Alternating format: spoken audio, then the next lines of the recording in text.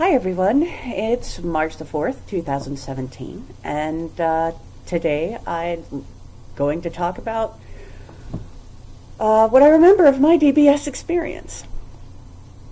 Firstly, I would have to say that every single person that I interacted with in terms of the professionals at work, from the nurses to the anesthesiologists to the Dr. Coe's team, to the ICU nurses, to the physical therapist, to you name it. Everyone was amazing. I didn't expect to encounter much of a bedside manner because some of these people have been doing their jobs for quite a bit of time. So I was kind of expecting maybe a little more rough around the edges sort, but it wasn't like that at all.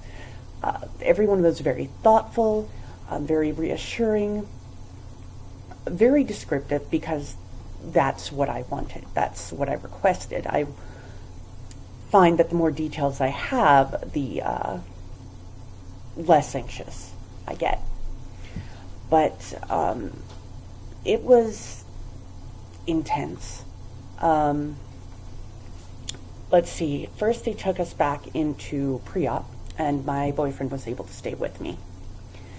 And it was an interesting experience. You know, they have you change clothes, they get you settled, they have you on an IV drip just to get the hydration started, because you really haven't been able to drink anything since the night before. Then they got me onto when they wheeled me into the OR, they had me get onto the operating table, which was neat. The anesthesia was very gradually introduced. They like to be very careful with the right combination of compounds, what have you, because they don't want to affect your neuroactivity, because they're going to be waking you up halfway through. When I was awakened, when they roused me, however you would appropriately say it, they had me perform a series of tasks. And keep in mind that they knocked me out before they put the halo on and the face mask. They warned me that they were going to be doing this, so I wouldn't be shocked when I woke up. But I remember at first I was having troubles waking up. I could hear them, and I attempted to speak, but it came out more like "bee, bee, bee, bee." But they fixed that, and they asked me to perform a series of tasks. And then they turned on the generator. And they have to find the right frequency. At first, it was a little too strong. I had to let them know, hey, I can really feel it on the right side of my body right now. No, really. But it's they want to get to see what parts and where. And sorry, I have cats playing in the background. But then they found it. They found the sweet spot. I don't remember a lot of... I mean, I remember squeezing the hands and doing this stuff.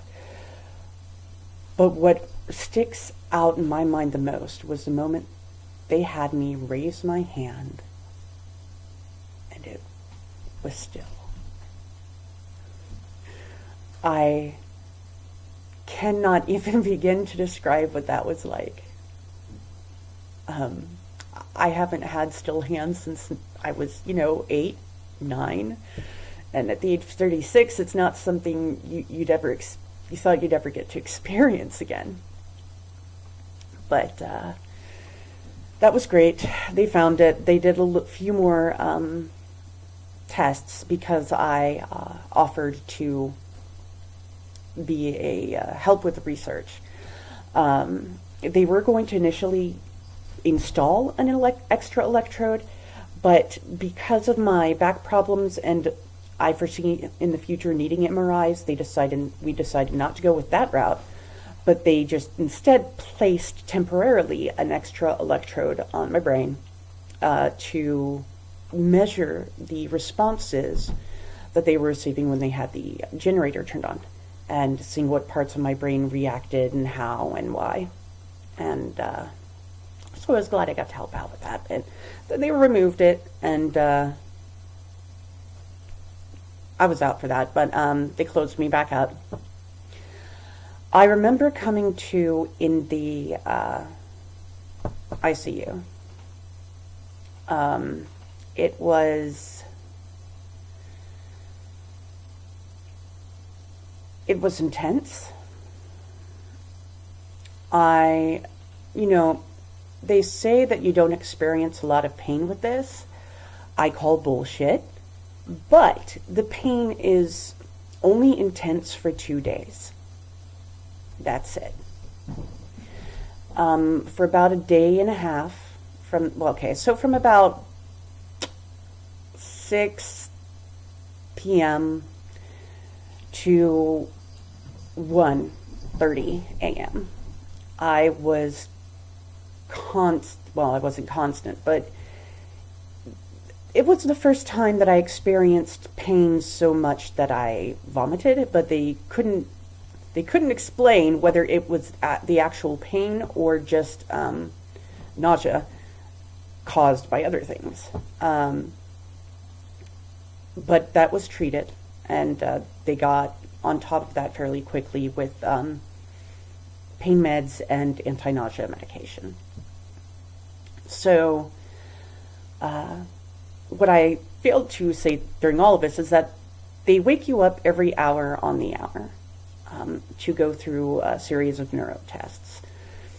Just, can you lift up your legs? Can you push them down? Can you squeeze my fingers? Can you push against my hands? Can you do, all the typical neuro tests that we've been used to as essential tremors patients. But having said that, it was very, very tiring, of course. They had an IV in one hand, an arterial line in the other, and just because they want to monitor your blood oxygen levels and be able to quickly get stuff into your system or whatever. But the quality of care I received was amazing. And yes, the pain was really intense for about 7.5 hours. It became less intense as time went on. It was still kind of intense by the time I got home yesterday. And now it is hurting, but I'm trying to avoid taking Oxy for it, mainly because I've had an addiction problem in the past, and some of my care providers and I both agreed that marijuana would probably be the least addictive option. That is not to say that you should choose that. Talk with your doctors. But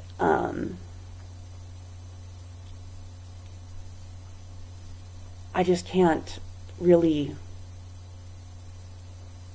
further explain it. I mean, if you have any questions, by all means ask, and I will attempt to answer to the best of my capability. But there's just, it's an intense experience, but it's totally worth it. And I go in on the 9th for the installation of the generator. I've been told that is more painful, but I think it's a different kind of pain. So if it's just a muscular pain, I'll be able to cope much more readily than anything else. But I'll also record a video after that experience. And I will tell you that you're on a temporary amount of crap tons of meds. There's at least I was, because there was the Oxy, and then there was the acetaminophen, because I can't have any ibuprofen or any blood thinners. between now and the next operation. There was one anti-nausea medication and, surprise, surprise, 2 stool softeners. Largely because between the Dilaudid I received and then the Oxy I received, that's more than enough to make any person constipated. It's just how that medication works. Sorry, guys. But that's about it for now. I just wanted to touch base with you guys and let you know I'm doing okay and all that stuff. And if you excuse me, I've got to go break up World War III between my cats. Bye, guys.